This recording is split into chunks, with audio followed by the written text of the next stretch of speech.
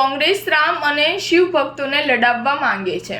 કોંગ્રેસ અધ્યક્ષના નિવેદન પર મોદીનો જવાબ સાંભળી લો। રામને ખતમ કરવા નીકળેલાના શું હાલ થયા છે। લોકસભા ચૂંટણીને લઈને વડાપ્રધાન નરેન્દ્ર મોદી 2 દિવસ ગુજરાતના ચૂંટણી પ્રચારમાં છે। સવારે આણંદમાં સભા સંબોધ્યા બાદ હવે સુરેન્દ્રનગરમાં જનમેદનીને સંબોધી હતી। સુરેન્દ્રનગર, રાજકોટ અને ભાવનગર વિધાનસભા સીટ પરથી વિશાળ જનમેદની ખરા તાપમાં સુરેન્દ્રનગરમાં પહોંચી હતી। આ તકે વિપક્ષ પર આકરા પ્રહાર કરતા કહ્યું હતું કે કોંગ્રેસ રામ અને શિવ ભક્તોને લડાવવા માંગે છે। ત્યારે સાંભળી લો, રામને ખતમ કરવા નીકળેલાના શું હાલ થયા છે। કોંગ્રેસના મેનિફેસ્ટોમાં જોશો તો ખબર પડી જશે કે તેના મેનિફેસ્ટોમાં મુસ્લિમ લીગની છાપ છે। કોંગ્રેસનો પંજો નથી, પણ તેમાં મુસ્લિમ લીગનો પંજો છે। કોંગ્રેસ હંમેશા રોંગ ડિલિવરી વાળી પાર્ટી છે। દેશને આઝાદી આપવાની હતી તો આ તેઓએ દેશના ભાગલા પાડી નાખ્યા। દેશનો વિકાસ કરવાનો હતો, એના બદલે જે હતું તે પણ લૂંટી લીધું છે। ગરીબોના રૂપિયા ગરીબો પાસે જવા જોઈએ, તેના બદલે કોંગ્રેસની તિજોરીમાં પહોંચી ગયા છે। શાહ ન્યૂઝ 7 હંમેશા સચ્ચાઈની સાથે।